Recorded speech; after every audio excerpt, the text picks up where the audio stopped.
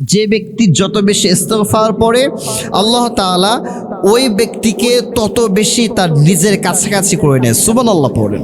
নবীজি বলেছেন, যে ব্যক্তি ইস্তিগফারের সাথে আঠার মতো লেগে থাকবে, আল্লাহ তাআলা ওই ব্যক্তির যত দুশ্চিন্তা আছে সব ধরনের দুশ্চিন্তাগুলো আল্লাহ তাআলা দূর করে দেন। সুবহানাল্লাহ পড়েন। আবার যদি আপনি বেশি বেশি ইস্তিগফার পড়তে পারেন, তাহলে আল্লাহ তাআলা আপনার আমলনামাতে যতগুলো ইতিপূর্বে গুনাহ ছিল সব গুনাহগুলো মাফও করে দিবে, পাশাপাশি আল্লাহ তাআলা ওই গুনাহগুলোকে সওয়াব দ্বারা কনভার্ট করে দিবে, পাশাপাশি আল্লাহ তাআলা আপনাকে মুস্তাজাবু দাওয়া মানে আপনার দোয়াটা করতে দেরি হবে কিন্তু কবুল হতে দেরি হবে না। সুবহানাল্লাহ পড়ে। How to protect ourself from any evil, from any crime, কিভাবে আমরা আমাদের নিজেদেরকে যে কোনো ধরনের গুনাহ থেকে বাঁচাবো। মাথায় রাখবেন, গুনাহ হচ্ছে এটা এত ভয়ঙ্কর একটা জিনিস, এই গুনাহটা ইটস লাইক এ ক্যান্সার। এটা ক্যান্সারের মতো একটা জিনিস। ক্যান্সার যেমন মানুষকে মৃত্যুর দিকে নিয়ে যায়, ঠিক সেম ওয়েতে গুনাহ মানুষকে জাহান্নামের দিকে নিয়ে যায়। মানুষ যখন গুনাহ করে, মানুষ গুনাহ করার ফলে মানুষের ভালো কাজের প্রতি যে একটা ইচ্ছা থাকে, এই ইচ্ছাটা আস্তে আস্তে দূর হয়ে যায়। মানুষ যখন একটা গুনাহের কাজ করে, মানুষের হৃদয়ের ভিতরে একটা কালো দাগ পড়ে যায়। আবার যখন আরেকটা গুনাহের কাজ করে, মানুষের কলবে আরেকটা গুনাহের কালো দাগ পড়ে যায়। এইরকমভাবে মানুষ যত গুনাহ করে, মানুষের এই সাদা ফটফটে কলবের উপরে আস্তে আস্তে কালো দাগ পড়তে পড়তে একটা সময় গিয়ে এই সাদা ফটফটে কলবটা অন্ধকারাচ্ছন্ন হয়ে যায়, যার ফলে ভালো কাজ আর ভালো লাগে না। ওই সময় জাস্ট খারাপ কাজ করতে মনে চায়, নামাজ পড়তে ভালো লাগে না, জিকির করতে ভালো লাগবে না, কোরআন তেলাওয়াত করতে ভালো লাগবে না। সো আজকে আমরা জানবো যে নিজেকে গুনাহ থেকে কিভাবে বাঁচাতে পারি। আমরা আজকে এরকম 10টা ওয়ে জানবো। এই 10টা আমল যদি আমরা করতে পারি, তাহলে আমাদের দ্বারা গুনাহের কাজ করাটা অসম্ভব হয়ে যাবে। আমরা নিজেদেরকে গুনাহ থেকে বাঁচাতে পারবো। নাম্বার 1, নিয়ত করবেন যে জেনে বুঝে সুযোগ পেলেও কখনো গুনাহের কাজ করবেন না। আপনি একটা সুযোগ পেয়েছেন, আপনি জানেন আপনি চাইলেও একটা গুনাহের কাজ করতে পারবেন, সুযোগ পাওয়ার পরেও আপনি গুনাহের কাজে যাবেন না। এটা হচ্ছে নাম্বার 1 কথা। দেখেন, গুনাহের কাজ করতে গিয়ে আপনি যে পরিমাণ সুখ পাবেন, যে পরিমাণ আনন্দ পাবেন, এই আনন্দটা হচ্ছে অস্থায়ী আনন্দ। বাট এই গুনাহের আযাব, এই গুনাহের শাস্তি চিরকাল আপনার কাঁধের উপরে থেকে গেল। আপনি গুনাহটা করলেন 5 মিনিট ধরে, আপনি 5 মিনিটের মজা পেলেন, 5 মিনিট আপনি গান শুনলেন ফর এক্সাম্পল, অথবা আপনি 5 মিনিট জেনা করলেন, আপনি জেনা করে 5 মিনিট মজা পেলেন, গান শুনে আপনি 5 মিনিট মজা পেলেন। কিন্তু এই যে আপনি 5 মিনিট যে গান শুনে 5 মিনিট জেনা করে যে মজাটা পেলেন, 5 মিনিটে শেষ হয়ে গেল। কিন্তু এর যে গুনাহটা, এই গুনাহটা আপনার আমলনামাতে সারাটা জীবন থেকে গেল। যখন আপনি মারা যাবেন, যখন আপনার আমলনামা চেক করা হবে, তখন এই আমলনামা থেকে এই গুনাহটা আপনি দেখতে পাবেন। সো আপনি এটাই মাথায় রাখবেন যে সুযোগ পেলেও আপনি কখনো গুনাহের কাজ করবেন না। আপনি যখনই কোনো গুনাহের কাজ করতে যাবেন, আপনি এটা মাথায় রাখবেন যে আমি এই গুনাহের কাজটা যদি করি, এটা হয়তো আমি করতে গেলে 10 মিনিট মজা পাবো, 20 মিনিট মজা পাবো, আধা ঘন্টা মজা পাবো, 1 ঘন্টায় মজা পাইলাম। 1 ঘন্টা পর কি হবে? আর তো মজা নেই। কিন্তু এর ভিতরে যে আমার আমলনামাতে গুনাহটা যুক্ত হলো, এটা কিন্তু সারাটা জীবন আমার আমলনামাতে থেকে যাবে। এটা হলো নাম্বার 1 টিপস। নাম্বার 2, যদি আমরা গুনাহ থেকে বাঁচতে চাই, যদি আমরা নিজেদেরকে গুনাহ থেকে মুক্ত রাখতে চাই, তাহলে সর্বদা নিজেকে পবিত্র রাখার চেষ্টা করবেন নিজেকে সর্বদা ওযু অবস্থায় রাখার। মাথায় রাখবেন, হযরত জাবের ইবনে আব্দুল্লাহ রাদিয়াল্লাহু তাআলা আনহু থেকে বর্ণিত, তিনি বলেন, নবীজি সাল্লাল্লাহু আলাইহি ওয়াসাল্লাম তিনি বলেছেন যে বেহেশতের চাবি হচ্ছে নামাজ। আই রিপিট এগেইন, আমি আবার বলছি, বেহেশতের চাবি হচ্ছে নামাজ, আর নামাজের চাবি হচ্ছে পবিত্রতা তথা ওযু। আপনি নিজেকে যদি সর্বদা ওযু অবস্থায় রাখেন, তাহলে আপনার দ্বারা গুনাহের কাজ করাটা অনেক বেশি টাফ হয়ে যাবে। আপনি চাইলেও গুনাহের কাজ করবেন না, আপনার ভিতর থেকে একটা বাধা আসবে। আপনি যখন নিজেকে সর্বদা পবিত্র রাখবেন, ওযু অবস্থায় রাখবেন, তখন আপনি যখন একটা গুনাহের কাজ করতে যাবেন, একটা গান শুনতে যাবেন, আপনি যখন নেকেড সিনেমা দেখতে যাবেন, আপনার বিবেকে গিয়ে বাধা খাবে, আপনার মন এটা সায় দিবে না। তখন আপনার বিবেক বলবে, তুই তো একটু আগেই ওযু করলি, তুই তো একটু আগেই নিজেকে পবিত্র করলি, তুই এখন কেমন করে গুনাহের কাজ করবি, আপনাকে বাধা দিবে। এজন্য বলবো, যদি আপনি নিজেকে গুনাহ থেকে বাঁচাতে চান, তাহলে 2 নাম্বার কি আমল করবেন? সর্বদা পবিত্র অবস্থায় থাকবেন। 3 নাম্বার যে আমলটা করবে সেটা হলো অধিক পরিমাণে ইস্তেগফার পড়বেন। ইস্তেগফারের সাথে নিজেকে সর্বদা লাগিয়ে রাখবেন। যে ব্যক্তি যত বেশি ইস্তেগফার পড়ে, আল্লাহ তাআলা ওই ব্যক্তিকে তত বেশি তার নিজের কাছাকাছি করে নেয়। সুবহানাল্লাহ পড়েন। নবীজি বলেছেন, যে ব্যক্তি ইস্তেগফারের সাথে আঠার মতো লেগে থাকবে, আল্লাহ তাআলা ওই ব্যক্তির যত দুশ্চিন্তা আছে, সব ধরনের দুশ্চিন্তাগুলো আল্লাহ তাআলা দূর করে দেন। সুবহানাল্লাহ পড়েন। আবার যদি আপনি বেশি বেশি ইস্তেগফার পড়তে পারেন, তাহলে আল্লাহ তাআলা আপনার আমলনামাতে যতগুলো ইতিপূর্বে গুনাহ ছিল, সব গুনাহগুলো মাফও করে দিবে। পাশাপাশি আল্লাহ তাআলা ওই গুনাহগুলোকে সওয়াব দ্বারা কনভার্ট করে দিবে। পাশাপাশি আল্লাহ তাআলা আপনাকে মুস্তাজাবুদ দাওয়া, মানে আপনার দোয়াটা করতে দেরি হবে কিন্তু কবুল হতে দেরি হবে না। সুবহানাল্লাহ পড়ে। প্রিয় ভাই আমার, তাহলে বোঝা গেল ইস্তেগফারের কত বেশি ফজিলত। আপনি চলবেন, হাঁটবেন, নিচ দিকে তাকিয়ে তাকিয়ে হাঁটবেন, উপর দিকে না, নিচ দিকে তাকাবেন আর মনে মনে পড়বেন আস্তাগফিরুল্লাহ, আস্তাগফিরুল্লাহ।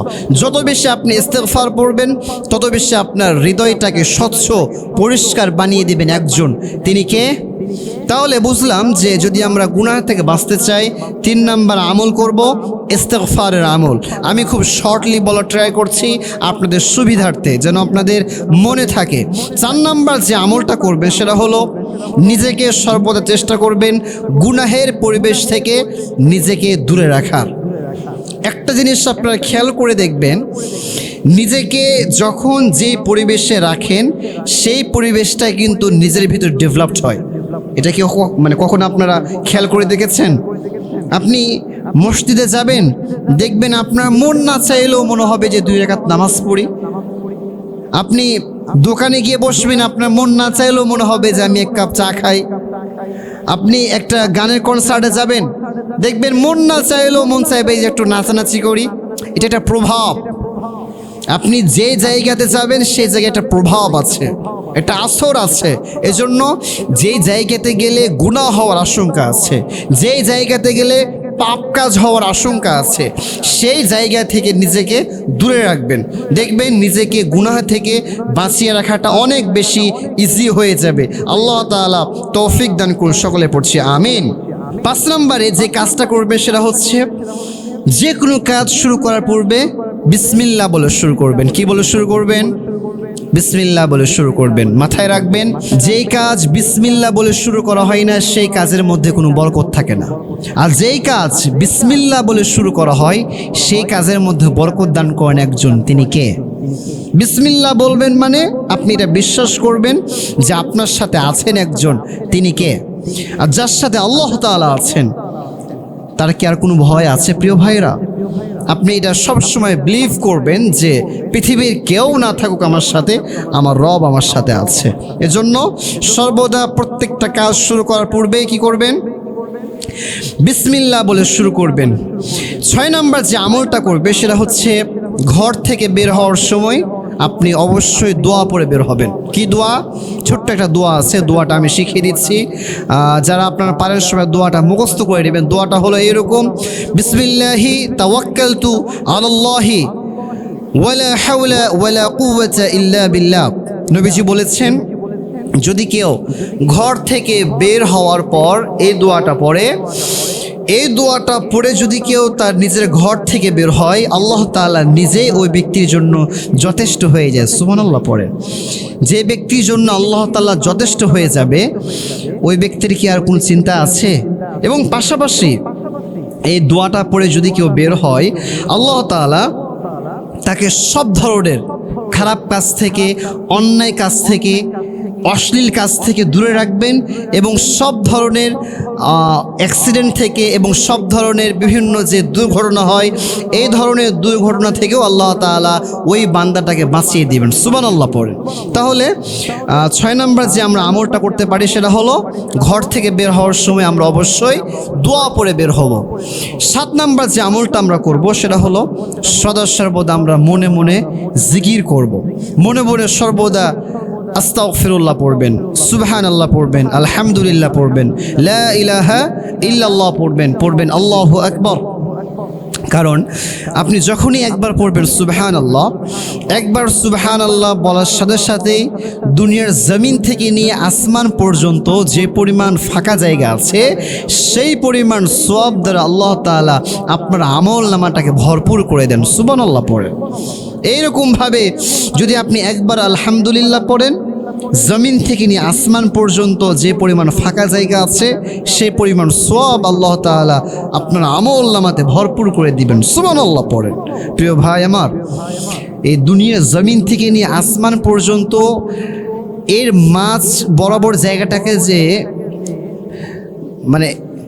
এর মাঝ বরাবর জায়গাটাতে যে কতটুকু ফাঁকা জায়গা আছে আজ পর্যন্ত আমেরিকার যার নাসা বিজ্ঞানী আছে এরা আজ পর্যন্ত আবিষ্কার করতে পারে না। আপনি কল্পনা করতে পারেন? সেখানে আপনি জাস্ট একবার সুবহানাল্লাহ পড়বেন, একবার আলহামদুলিল্লাহ পড়বেন, একবার লা ইলাহা ইল্লাল্লাহ পড়বেন, একবার পড়বেন আল্লাহু আকবার, আল্লাহ তাআলা আপনাকে এই পরিমাণ সওয়াব দান করবেন। এবং আপনি কাল কিয়ামতের ময়দানে যে সময় মানুষ জাস্ট একটা নেকির জন্য আটকে যাবে, কয়টা নেকি ভাই? একটা নেকির জন্য আটকে যাবে, শেষ সময় আল্লাহ তাআলা আপনার এই ছোট্ট ছোট্ট আমলগুলো উসিলা করে আপনাকে জান্নাত দান করে দিবেন। সুবহানাল্লাহ পড়বেন না সবাই? তাহলে সদা সর্বদা কি করবেন? জিকির করবেন। 7 নাম্বার আমল বললাম। 8 নাম্বার যে কাজটা করবেন সেটা হলো ফজরের নামাজটা অবশ্যই জামাতের সাথে আদায় করার চেষ্টা করবেন। নিজেকে যদি আপনি গুনাহ থেকে বাঁচাতে চান তাহলে অবশ্যই জামাতের সাথে নামাজগুলো কখনোই মিস করবেন না। বিশেষ করে এশার এবং ফজরের নামাজটা অবশ্যই আপনি জামাতের সাথে আদায় করবেন। কারণ হাদিসের মধ্যে এসেছে, নবীজি বলেন 2 ওয়াক্তের নামাজ এমন আছে যে 2 ওয়াক্তের নামাজ মুনাফিকদের কাছে সব থেকে বেশি কঠিন। এক হচ্ছে এশার নামাজ আর একটা হচ্ছে ফজরের নামাজ। তাহলে নিজেকে যদি আপনি মুনাফিক থেকে বাঁচাতে চান তাহলে অবশ্যই এশা এবং ফজরের নামাজটা বিশেষ করে জামাতের সাথে আদায় করতে হবে। আল্লাহ সবাইকে তৌফিক দান করুন, আমিন। এবং 9 নম্বরে যে কাজটা করবেন সেটা হচ্ছে জবানের হেফাজত করবেন। কথা বলার পূর্বে ভাববেন যে আমি কি বলছি। মাথায় রাখবেন, মানুষের একটা কথা দিয়েই কিন্তু ঈমান আসে, আবার মানুষের একটা কথা দিয়ে কিন্তু ঈমান চলে যায়। মানুষের একটা কথাতেই মানুষ মানুষের কাছে চলে যায়, আবার মানুষের একটা কথাতেই মানুষ মানুষের থেকে দূরে সরে যায়। মানুষের কথাটা হচ্ছে মারাত্মক জিনিস একটা। এজন্য বলবো কথাটা খুব ভেবেচিন্তে বলবেন, যখন যা ইচ্ছা তাই বলা যাবে না। আমি একটা হাদিস আপনাদেরকে শেয়ার করি। হাদিসটা বর্ণনা করেছেন হযরত ইকরিমা ইবনে আমির রাদিয়াল্লাহু তাআলা আনহু। তিনি বলেন, আমি একবার রাসূল করিম সাল্লাল্লাহু আলাইহি ওয়াসাল্লামকে জিজ্ঞাসা করলাম যে, হে আল্লাহর রাসূল সাল্লাল্লাহু আলাইহি ওয়াসাল্লাম, আল্লাহর আযাব থেকে নাজাতের উপায় কি? কিভাবে আমি আল্লাহ তাআলার আযাব থেকে নিজেকে বাঁচাতে পারবো? তো নবী সাল্লাল্লাহু আলাইহি ওয়াসাল্লাম বললেন, তুমি তোমার জবান হেফাজত করো। কি বললেন ভাই? 1 নম্বরে জবান হেফাজত করতে বলেছেন এবং বললেন যে গুনাহের জন্য আল্লাহর দরবারে তুমি বেশি বেশি কান্নাকাটি করো এবং প্রয়োজন ছাড়া নিজের ঘর থেকে বাইরে বের হইও না। খুব ভালোভাবে হাদিসটা বোঝার ট্রাই করেন। এই জায়গাতে নবীজি 3টা কথা বলেছেন। নাম্বার 1 বলেছেন জবান হেফাজত করার কথা, এবং 2 নম্বরে বলেছেন আল্লাহ তাআলার কাছে বেশি বেশি কান্নাকাটি করার কথা, এবং 3 নম্বরে নবীজি যে কথাটা বললেন সেটা হচ্ছে প্রয়োজন ছাড়া নিজের ঘর থেকে বাইরে বের হতে নিষেধ করেছেন। আপনি আজকে একটু বাইরের দিকে তাকান না, আপনি আজকে যেই দিকেই তাকাবেন গুনাহ আর গুনাহ, সামনে তাকাবেন সামনে গুনাহ, পিছনে গুনাহ, ডানে গুনাহ, বামে গুনাহ, সব দিকে গুনাহ আর গুনাহ। চতুর্দিকে গুনাহ দ্বারা আজকে সাইলাব হয়ে গিয়েছে। আপনি চাইলেও নিজেকে আর বাঁচাতে পারবেন না। এজন্য যদি আপনি নিজেকে গুনাহ থেকে বাঁচাতে চান তাহলে জবান হেফাজত তো করতেই হবে, পাশাপাশি চোখের হেফাজত করতে হবে। চোখের হেফাজত করতে হবে। আপনি চোখের হেফাজত যদি না করেন গুনাহ থেকে বাঁচা কোনোভাবেই সম্ভব না। আল্লাহ তাআলা প্রত্যেকটা যুবককে, প্রত্যেকটা কলিজার টুকরা বোনদেরকে বুঝার তৌফিক দান করুন, আমিন। এবং সর্বশেষ আজকের আমি যে কথাটা বলতে চাই সেটা হলো, প্রিয় কলিজার টুকরা ভাই এবং বোনেরা যারা আমাদেরকে শুনছেন, খুব ভালো হবে আমাদেরকে শোনার ট্রাই করেন। 5 ওয়াক্ত নামাজের পরে আপনি একটা কথা অন্তত 5 মিনিট ধরে ভাববেন। কয় মিনিট ভাই? 5 মিনিট। কি কথা? অহুয়া মাকুম আইনামা কুনতুম, যে আমি যেখানেই থাকি, যে অবস্থাতেই থাকি, আমার সাথে কেউ থাকুক বা না থাকুক, কিন্তু অলওয়েজ আমাদের সাথে থাকেন একজন। তিনি কে? আল্লাহ তাআলা কিন্তু অলওয়েজ আমাদের সাথেই আছেন। আমরা কি করছি না করছি, কি দেখছি না দেখছি, কোথায় যাচ্ছি না যাচ্ছি, কেউ না দেখুক, আল্লাহ ইজ ওয়াচিং মি, আল্লাহ কিন্তু আমাকে দেখছে। যদি আপনি এটা বিলিভ করতে পারেন, আপনার দ্বারা গুনাহের কাজ করা সম্ভব না, আপনার দ্বারা নেকেড সিনেমা দেখা সম্ভব না, আপনার দ্বারা ব্লু ফিল্ম দেখা সম্ভব না। এজন্য বলবো, আল্লাহ তাআলাকে বিশ্বাস করেন, মাথায় রাখেন যে আল্লাহ তাআলা আমাকে সর্বদা দেখছেন। এবং আজকের আমরা যে 10টা আমলের কথা বললাম, 10টা অ্যাডভাইস দিলাম, এই 10টা জিনিস যদি কেউ তার নিজের আমলের মধ্যে নিয়ে আসতে পারে, আমি তাকে এটা ইনশিওর করব যে আল্লাহ তাআলা তার জন্য গুনাহ থেকে বাঁচাটা অনেকটা সহজ করে দিবেন, সে গুনাহ থেকে নিজেকে বাঁচাতে পারবে। আল্লাহ তাআলা সবার জন্য আজকের এই 10টা টপিকের উপর আমল করা তৌফিক দান করুন। সকলে পড়ছি আমিন।